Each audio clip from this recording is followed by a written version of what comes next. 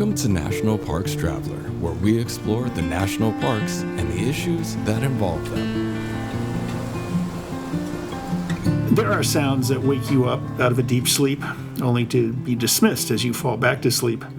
And then there are sounds that rivet you, make you sit bolt upright. That was the type of sound that woke us while we were deep in the backcountry of Yellowstone National Park. Sunrise hadn't yet come, yet we were wide awake, listening to one of the most mesmerizing sounds you can encounter in the wilds, the melodious rising and falling howl of a wolf.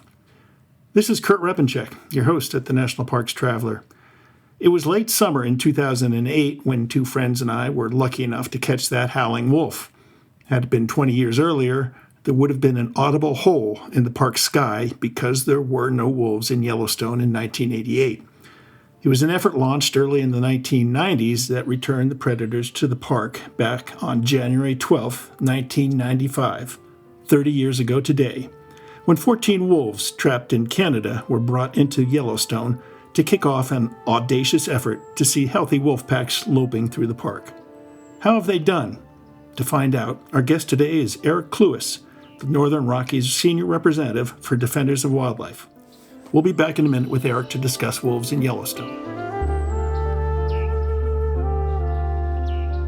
Smokey's Life, full of stunning photography and thought-provoking reads, Smokey's Life Journal is a biannual magazine produced by Smokey's Life, formerly the Great Smoky Mountains Association. Members receive it free of charge each spring and fall, and it is available for purchase in retail stores throughout Great Smoky Mountains National Park and online at smokieslife.org. Acadia National Park is one of the 10 most popular national parks in the United States. It is also one of the smallest and most vulnerable. That's why Friends of Acadia exists. Friends of Acadia is an independent organization of passionate people inspiring those who love this magnificent park to make a real and lasting difference for Acadia. You can make a difference too at friendsofacadia.org. The Blue Ridge Parkway Foundation is the primary nonprofit fundraising partner for the Blue Ridge Parkway. It is made up of people who have a deep love for this majestic road and want to ensure that its natural beauty and the experiences it offers endure for generations to come. You can show your appreciation at brpfoundation.org. Listener and reader support make the National Parks Traveler possible every day of the year. If you enjoy the Traveler's content, please consider a donation at nationalparkstraveler.org. Welcome to the Traveler, Eric. Thanks for having me on. Appreciate your time. Hey, over the 30 years, pack numbers in Yellowstone have climbed and declined. Where do they stand today? So I think we've got about 9 to 11 packs in the park and roughly about 120 individuals. That's pretty good. I think, isn't that around carrying capacity for the park they estimated? From what we've seen, yeah, that's about where they typically stand. There, like you said, there have been some fluctuations throughout the years through, either disease or, hunting and trapping outside the park, but it typically stands about that number. Yeah, there's never a dull moment with wolves in Yellowstone. There was an attack of mange that spread through some of the packs that culled out their numbers, and of course, hunting situations on the border of Yellowstone. What was it, a couple of years ago when almost an entire pack was wiped out by hunters? Yeah, it was 2021. There was about, I think it was 24 wolves taken outside the park. There was a handful in Wyoming, I think about one in Idaho, and then the majority were in Montana due to a shift in regulations through the legislative session and then also through the Fish and Wildlife Commission. That led to a significantly higher mortality rate than we typically see. And yeah, that led to a dissolution of a few different packs because of some key individuals getting taken out. Wolves are such a big draw. I mean, aren't they a huge economic engine for the gateway communities around Yellowstone? They are. So one of the most recent estimates I've seen is about $83 million brought into gateway communities surrounding the park. So it's pretty significant. I mean, most of that's either people coming to directly see wolves or people coming through, the different wolf watching companies that have popped up in some of the gateway communities. So they are a pretty significant economic driver. That $83 million figure that you mentioned, is that every year? Mm-hmm. Yep. Wow. I remember some years ago, the number was around 35. And so it's really grown. And I'll have to admit that I've gone to Yellowstone specifically to watch for wolves. I remember one late spring day, a buddy and I were up by the northern range, Soda Butte, and we were traveling through the park, and apparently a grizzly bear had taken down an elk calf on the south side of the road, and we were watching it along with other park visitors, and all of a sudden 2 wolves popped up on the northern side. It was almost like that bawling calf was the breakfast bell for those wolves, but fascinating interactions to watch. Yeah, it's really cool seeing the interactions between different predators and prey in the park. It's fascinating to just be able to drive through the park and see the amount of people who are gathered along the roadsides trying to get a glimpse at a wolf. I mean, it's pretty impressive. There's just so many crests, especially if you go in the winter. I don't know if you've been in Yellowstone, about January, but it's about the best time to go. The crowds are thinner, but almost everyone there is there to see wolf in some capacity. So. I remember one winter I was there. It was January, I think, and it was really cold. I think it got down to 40 below overnight. And Oh yeah. when I was out in the morning, it warmed up to 20 below. But I was at Old Faithful taking photographs, and I ran across 2 other visitors, and they asked me if I'd seen the wolf that had gone through the basin. And unfortunately, I'd missed it. But you never know when they're going to pop up, do you? No, you don't. It's interesting too because Yellowstone is the only place I've ever seen a wolf. I live in Helena, Montana. There's a decent wolf population around here. I frequently go out in southwestern, northwestern Montana, where most of the wolves are, and I've never seen one out in the woods there. But then you go to Yellowstone, and if you're in the the northern part of the park or Lamar Valley, it's almost hard not to. I know Glacier has wolves, but I have no idea what the pack number is up there. Do you know? No, I don't know it off the top of my head. It's much smaller though. It's not nearly as much of a substantial population as Yellowstone. Is that because of the prey base or lack of prey base in Glacier I compared to think that's a Yellowstone? lot of what it is. There's so many more elk in Yellowstone than there are in Glacier. Once upon a time, there were a lot more elk than there are today. In fact, there was a big controversy some years back when I think the elk number for the northern herd fell from, what was it, 19,000 down to about 5,000. And I know some of the blame, if you want to call it that, was placed on the wolf population in the park.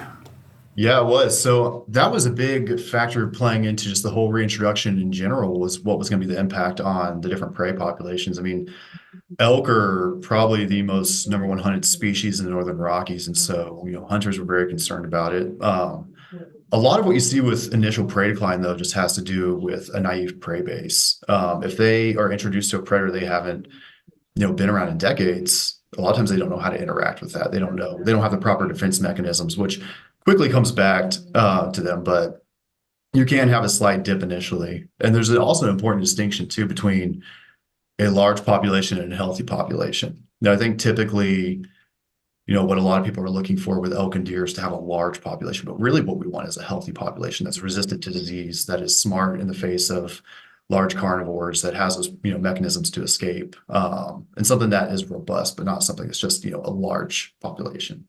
Now, I've been covering the Yellowstone wolf story since its inception back in the 80s and early 90s. And correct me if I'm wrong, but the wolves they brought in from Canada were familiar with elk, but didn't have a clue about bison, right? That's my understanding as well. And so you've got the interesting dynamic of the wolf packs on the northern range focusing primarily on the elk population and any deer, I imagine, while there are some wolves in the interior of the park that have learned how to use bison for their meals. Yeah, it's fascinating because I think if I remember this correctly, wolves, they almost have like this culture within a pack where they can, specifically target a certain prey base. Part of that is prey availability. If you don't want bison, you can't target bison. But it's interesting to see them kind of shift. Still wolves in the northern part of the park I think their winter diet consists of about 90% elk. And then, as you said, you move interior and you start seeing more bison predation. But I think it did take a little bit of time before wolves kind of figured out exactly how they could go about approaching a bison. It's not something you want to do carelessly. No. What's also interesting, you kind of are watching evolution with wolves in Yellowstone, and by that I'm referring to the size of the wolves in the central plateau of the park that do go after bison. I mean, obviously, you have to be a little more muscular animal when you're trying to take down a bison versus an elk. Yeah, you definitely want to have a larger body size. Wolves in general, I mean, if you compare them to dogs, they do get to the size of a very big dog, but they're not large when you compare them to the prey base they're going after. I mean, you get like a large male wolf, like 130 pounds, that's still significantly smaller than even a female elk or, especially bison. So it's pretty impressive to see. And yeah, it's definitely advantageous to have a larger body size if you're going after something the size of a bison. There are a number of wolves in Yellowstone, and they are fairly visible, as you mentioned, compared to Glacier National Park. Why do you think that is? Have they habituated to the human visitor and just ignore them, or? I think to a degree. And I want to draw a distinction too between, food habituation and habituation, because food habituation is obviously a whole nother factor that has played a role in wolves in the past and wolf attacks on humans. But I think the wolves in Yellowstone, yeah, they do see humans frequently. It's just a common factor on the landscape, and humans in Yellowstone don't present any threat as well. Outside the park, like I mentioned earlier, you don't really see wolves. It's because, it's a hunted and trapped population. The wolves within the park only experience any hunting and trapping when they actually move outside the park, which is a very small percentage of their overall lifespan that they actually spend any time outside of Yellowstone. So I think they just get used to seeing people, and it just doesn't really factor into anything for them. They haven't seen a threat from people, and so they don't see a reason to necessarily avoid us. I wonder if that's a good thing. I want to try and recall back in the early days of the recovery program, some wolves being shot, I think, outside the park. And I think there might have been some reference to they didn't associate humans with danger, and so the wolves were easy prey for the hunters, so to speak. Yeah, I think in that sense, it's definitely negative. Wolves that are, habituated to people in that sense, they don't know the park boundary. I know Yellowstone during the winter releases elk population numbers. I haven't seen any recently. I don't know how the population has been, whether it's centered around 4,000 or 5,000 elk in the northern range. But other wildlife in the park have been impacted by wolves. No. Yeah. So in particular, I mean, any species that doesn't use scavenging obviously benefits from having wolves in the park. Whether that's ravens or eagles or I mean, even coyotes, which, wolves do actively go after coyotes, but, coyotes can benefit from having wolf kills on the ground. Grizzly bears obviously do. They're pretty successful at scaring wolves off of kills. And so anything that does any amount of scavenging can benefit from having wolves out there. It's all just a competition for food. So, yeah. And I think, you mentioned coyotes. I think the coyote population might have dipped a little bit after the wolves came to town. I remember another trip in Yellowstone going through the Lamar Valley, and there was a coyote perched on a boulder not far from the road, and he looked like he had had a rough time. He was not spry and ready to go. He was like, boy, that was a rough tussle yesterday. Yeah, coyotes for a little bit, they couldn't quite occupy the same ecological niche that wolves could, but they were kind of the top dog, I guess, in the park for a while. And, with wolves coming back, they're much larger than a coyote, and they do aggressively go after them. Wolves can be pretty aggressive with other canines on the landscape. They see it as more of a territorial dispute. And so, coyotes definitely catch the brunt of that. Is there any type of symbiotic relationship that we've seen between coyotes and wolves? Not that I know of, other than maybe, coyotes being able to scavenge kills, but other than that, I don't know if there's much of a symbiotic relationship happening between coyotes and wolves. Mountain lions, bobcats, anything there? Maybe to some degree. I wouldn't say it's symbiotic, though. I mean, I think more likely than anything, wolves would probably take a mountain lion's kill versus the other way around. So I wouldn't necessarily say it's completely symbiotic. It might be more beneficial on the wolf side of things. What would you say are the greatest benefits that wolves have brought to Yellowstone over the past 30 years?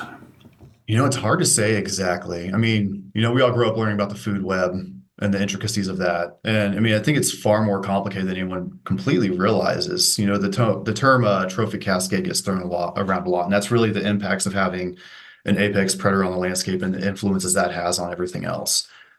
Just to quote some examples that have been thrown around, and these are, kind of disputed within, the wildlife science community, but wolves having impact on elk, and then that having an impact on their browse species, that having impact on, beavers and water retainment on the landscape and water features on the landscape. I mentioned earlier there's, mesocarnivore suppression. So wolves, going after coyotes dips that population, impacts how coyotes can depredate on, the different things they eat. So just like voles, mice, and rodents on the landscape, and that can impact, predatory bird species. So it's hard to say exactly where it ends. We know it starts with wolves to some degree, but exactly how all those interactions play out is so hard to really tease apart. In wildlife science in particular, it's really hard to point the finger at one specific thing and say that's the cause, because that field of science is not operating in a vacuum like a lot of other fields of science are. There's so many confounding variables on the landscape that you can't really take into account. That being said, we know wolves have a beneficial role on the landscape. It's just hard to say exactly where that completely plays out and to what extent. I recall studies into whether wolves were helping beavers because by moving the elk around, the elk wouldn't browse so much on aspen and willows, and so there were more aspen and willows for beavers in the park to use. Yeah. I mean, we do know that if you have too many elk and you don't have, a predator species driving them out of those riparian areas, they will overbrowse, aspen and cottonwood. And so if you don't get that aspen and cottonwood recruitment, then you don't have large trees. And if you don't have large trees, I mean, beavers can't really successfully dam anything up without, having at least somewhat of a mature tree to actually do something to work with. So It might have been 5 or 7 years ago.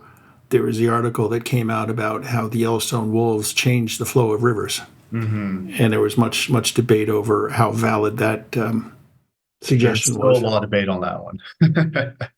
I would say we know there's got to be some impact, right? I mean, you can't have a large carnivore back on the landscape without having some impact. But like I said, it's so hard to tell to what degree.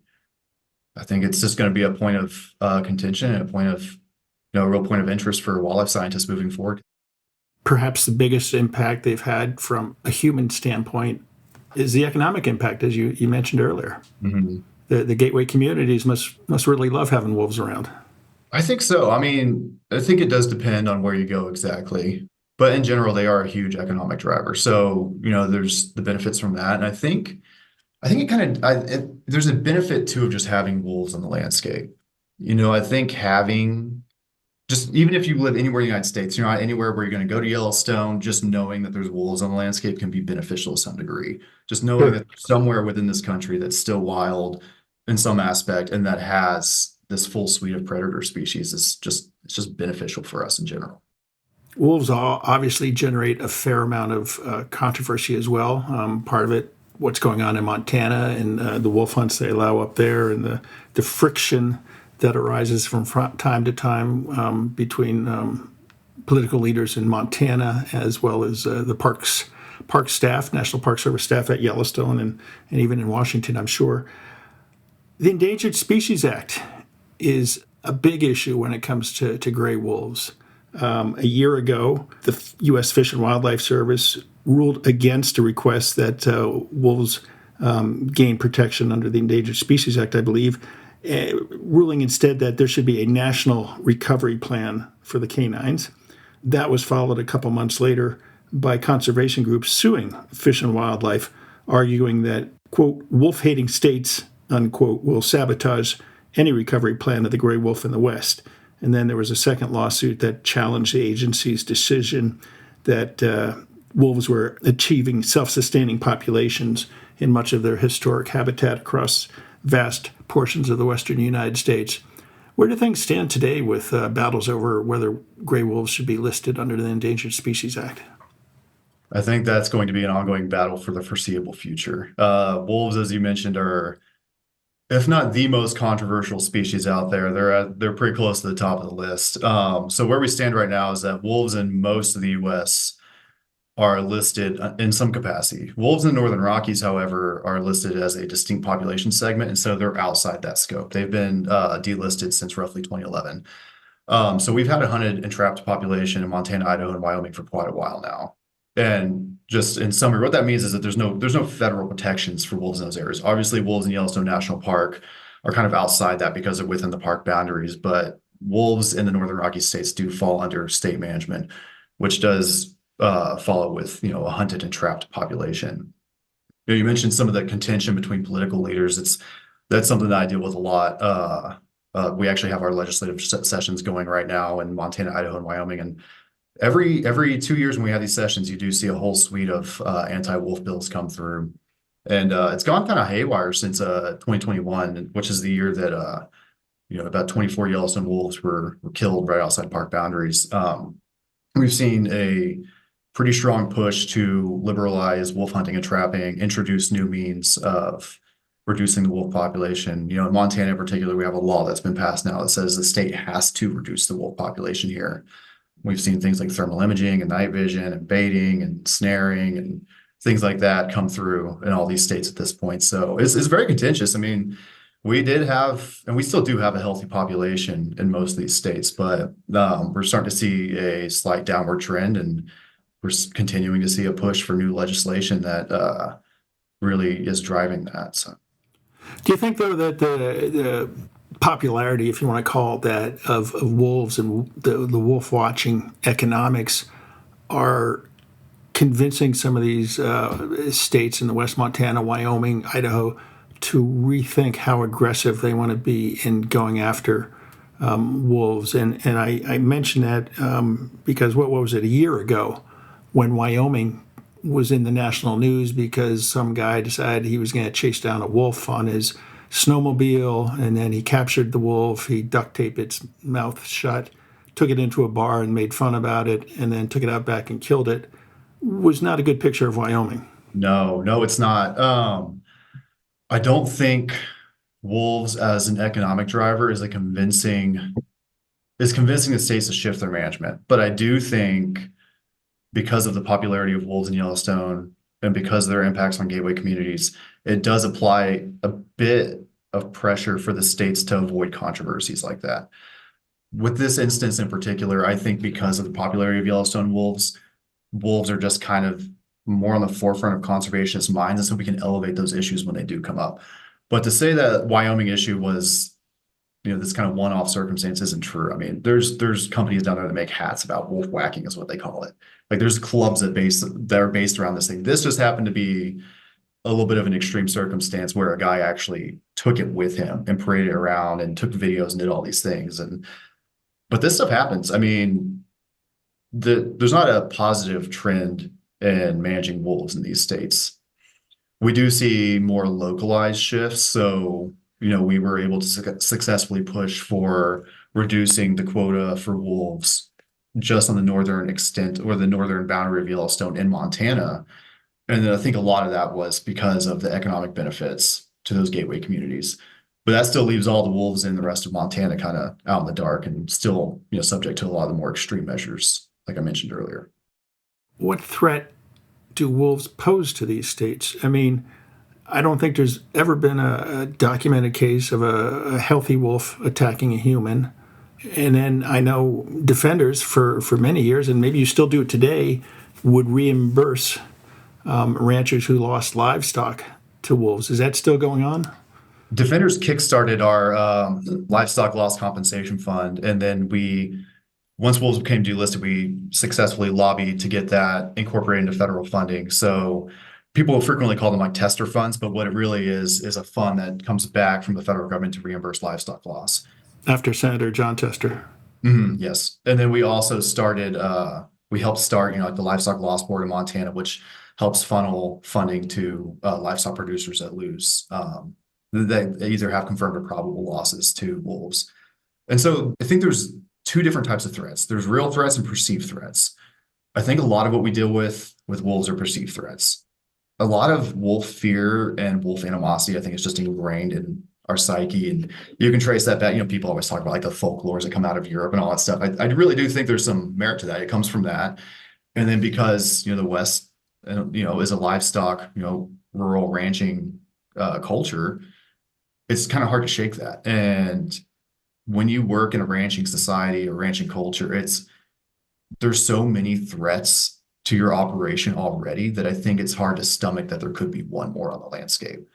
And so, it wasn't, 30 years ago, but that's not that long ago, really, that wolves were reintroduced. And so I think a lot of that is a lingering fear. But if you do look at the stats, wolf predation on livestock is a fraction of a percentage to total livestock loss. I mean, losses to weather is far more significant than any form of predation.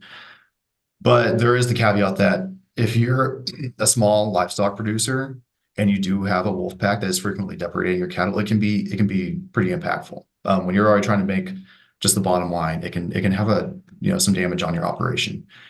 But there's a few different avenues you can take. So, there's livestock loss reimbursement programs that you can take advantage of.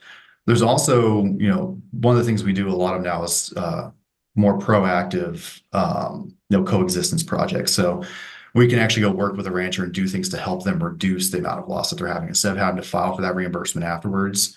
So, we're moving right now into what we call our flattery season. So we go out and we set this stuff called flattery, which is this single poly wire, electrified wire that has these little red flags that dangle off of it, about 18 inches long.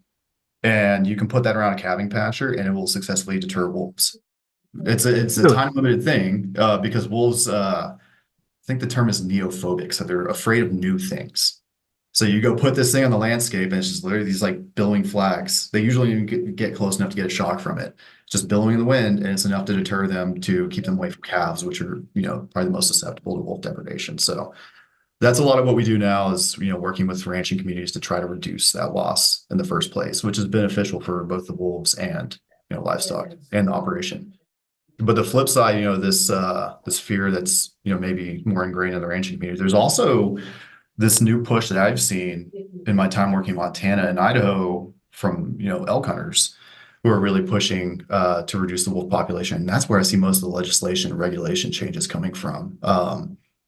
We have areas that, are experiencing forest succession. They're not getting logged as frequently as they used to. We're successfully repressing a lot of wildfires. And so we're getting these late stage forests that aren't great elk habitat. We're seeing a drop in elk population. A lot of that coincided with the whole environmental movement, which coincided with wolves being naturally recolonizing the area. And I think a lot of people are pointing the finger at wolves and saying, oh, like the wolves are what's driving down the elk population. So we see this big push now to do things to reduce the wolf population in those areas to bolster the elk population, when really it's probably a habitat problem. In the past, there have been arguments voiced that ranchers who've lost livestock to wolves have had a hard time convincing whoever reimburses them that it actually was a wolf kill and not a grizzly kill or coyote kill. And so there was a lot of controversy around that program. How many livestock, can you put a number on how many livestock are confirmed to have been lost every year to wolf predation, and how much reimbursement has been made to those livestock producers? I don't have the numbers off the top of my head. I probably should. Just thinking of Montana in general, I don't know the exact dollar amount off the top of my head, and I don't know the exact amount of depredations for last year, but I want to say it's usually right around 40 confirmed or probable. The confirmed number is usually lower. Probable is just when they can go out and they say, yeah, it might have been a wolf, but we're not sure. Confirmed is when they can go out and look at it and say, oh yeah, like this is definitely obviously a wolf, like this is showing all the signs. But as you mentioned, it can be difficult to document every loss, especially when you have like federal grazing leases and things like that. When you just turn your cattle out on the landscape and some don't come back, it's really hard to go say exactly what caused that. And that points to having a physical presence on the landscape. Range rider programs are great with that. So if you can have someone actually out there with the cattle every day looking for those losses and also keeping wolves away or keeping any other predators away, it can be really beneficial because then it, for one, reduces your losses, but also increases your chance of getting a reimbursement because you can have someone who can find that loss sooner rather than maybe weeks down the road when you go out to look for your cattle and there's a few missing. Who makes that decision on yes, this is definitely a wolf kill, or gosh, it's kind of sketchy, we're not going to give you any money? Wildlife Services does a lot of work on that. So they'll go out and do a lot of the investigations and actually, and they've got some great field staff that are trained at, really looking into it, making sure they can figure out exactly what predator caused it. But they do a lot of the field investigations. Is it the Montana Wildlife Services or the? No, so it's a federal agency, Okay. Animal Plant and Health Inspection Service, APHIS. through the USDA. So APHIS, yep. Right. Yeah. Just curious. I'm thinking most of those predation cases are in Montana, no? Are there that many in Wyoming? There's not very many in Wyoming because there's a very small wolf population in Wyoming. Wyoming historically has kept their wolf population at the bare minimum you can possibly have it. And they also get to count Yellowstone National Park wolves as part of their population, I think, to some degree. Montana and Idaho, I think Montana probably has slightly more than Idaho, but Idaho does have a larger wolf population. Montana just typically has quite a bit more livestock on the landscape.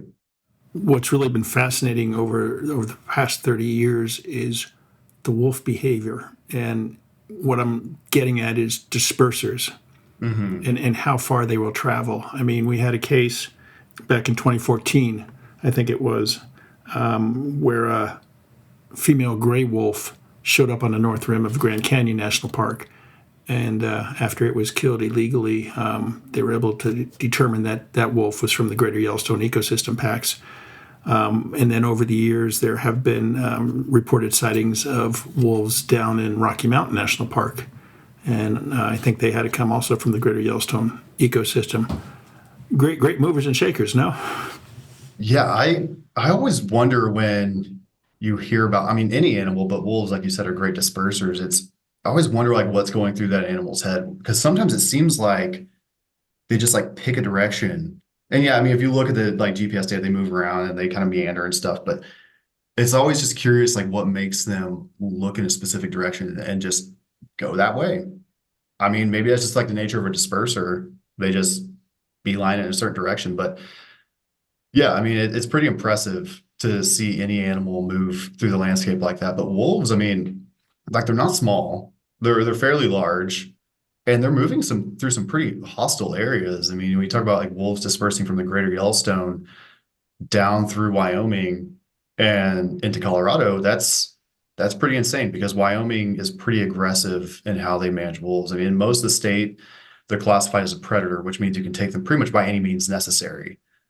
And it's completely up to the discretion of whoever's land they're on, how they want to take them. I mean, like you said, the snowmobiling incident is one, but there's some pretty extreme things people do to wolves. And to make it through a hostile landscape like that is, I don't know, it's pretty crafty. That's probably the best way to put it.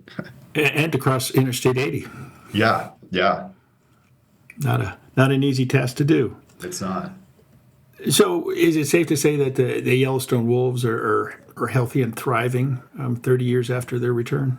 Yeah, I would say so. I mean, I think they're healthy, they're thriving, they serve as kind of a beacon of what we can do in the conservation movement in this country. And I mean, I think it serves as a source of hope to, I mean, anywhere that's lost, you know, their large carnivores that you can have them restored, you can get a healthy population back.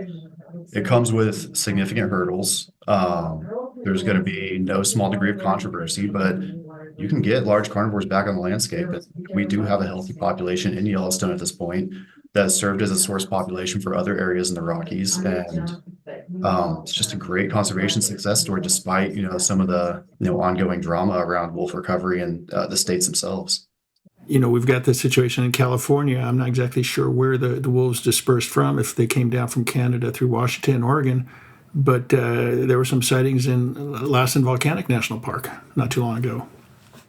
Yeah, I mean, at this point, we're working our way towards having wolves in the vast majority of the western states. So we saw in Colorado an initiative on the ballot where the voters said, we want wolves back, and they brought the wolves back.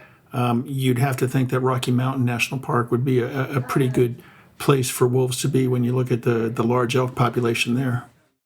Yeah, I mean, I think it would be hard to imagine that they don't move that way eventually. We do. So Defenders has a staff person in Colorado who, you know, explicitly works on the Colorado wolf issue. And, you know, that one's, it's pretty insane to think that we could get wolves reintroduced through a ballot initiative, but we did it. And I think it's just going to be interesting to see how it plays out and where they go from there. But yeah, it does seem like it would make sense for them to eventually move that direction.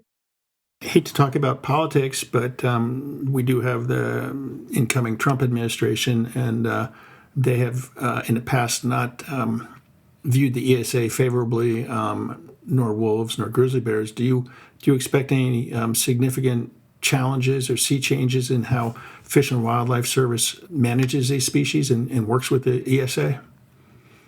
I think so. I mean, just based on what we've seen in the past, I think listing species is going to become fairly unfavorable. Keeping species on a endangered species list is going to be unfavorable as well. There's already a lot of contention around grizzly bear delisting. I think I'm sure we'll see some movement in that in the next few years. Same thing with wolves outside of the Northern Rockies. I would be shocked if we don't see any movement on that or any pushback on, delisting them federally.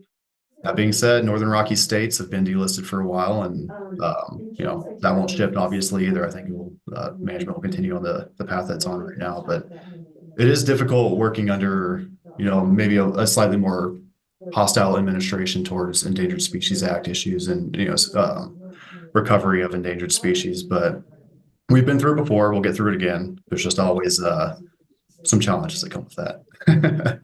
Obviously, you're in Montana and Northern Rockies. You're focused on gray wolves.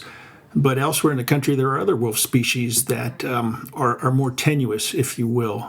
The Mexican wolf down in the Southwest has had issues with recovery.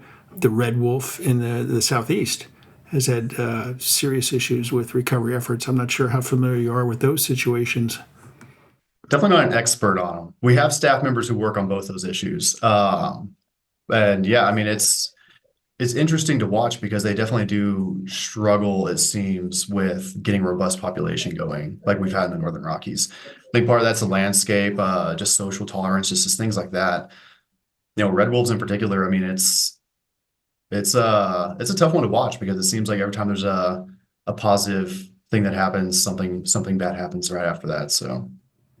Yeah, I think just recently there was some money made available to, I believe, build some wildlife crossings for red wolves and other wildlife in eastern North Carolina, I want to say.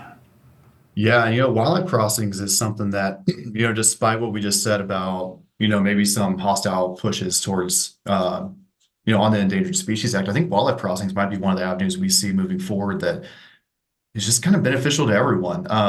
We've seen legislators and politicians on kind of both sides of the aisle react favorably to wildlife crossings. And so I think that can be maybe more of an indirect path forward to assisting, more imperiled species.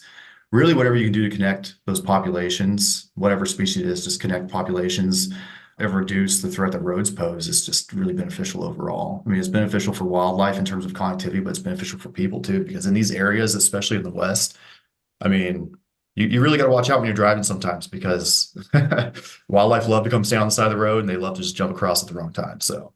Yeah, they really do. Now, like we said earlier on, tourism is a big part of gray wolves back in Yellowstone.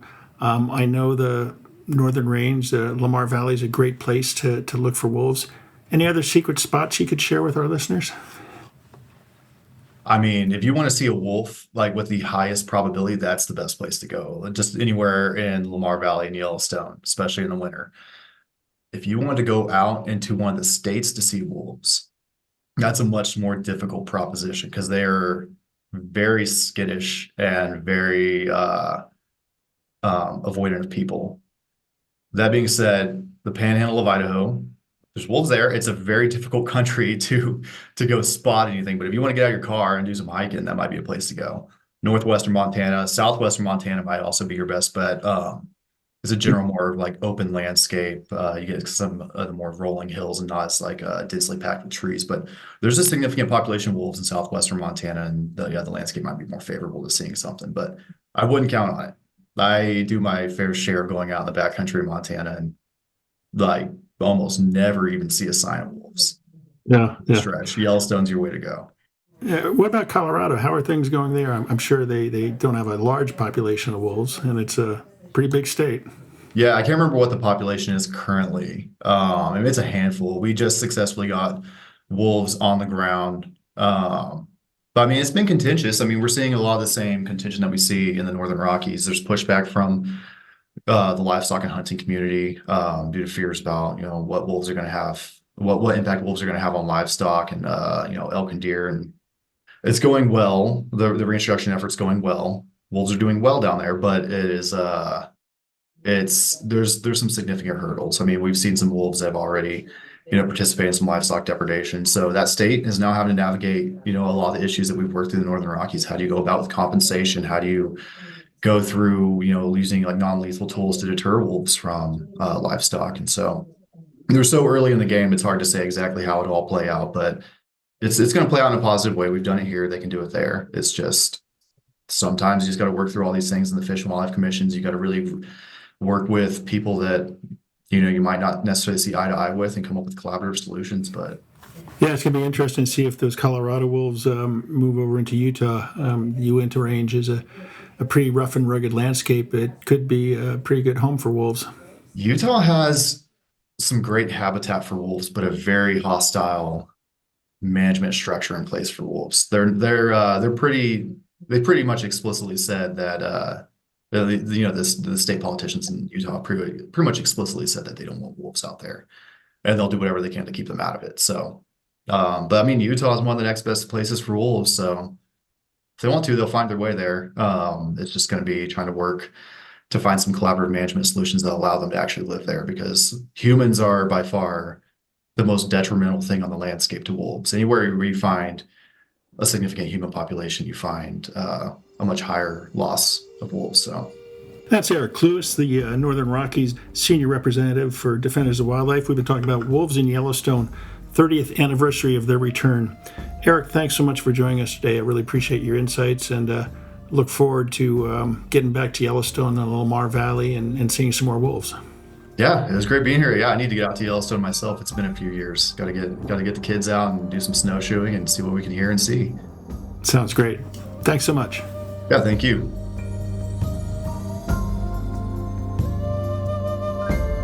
That's our show for this week. I hope you found it interesting. If you're hoping to spot wolves in Yellowstone, late spring and early summer is a great time to go, especially in the Lamar Valley, as packs are giving birth and the parents spend a lot of time heading out from the dens and returning with meals. For The Traveler, this is Kurt Repenchek. See you in the parks.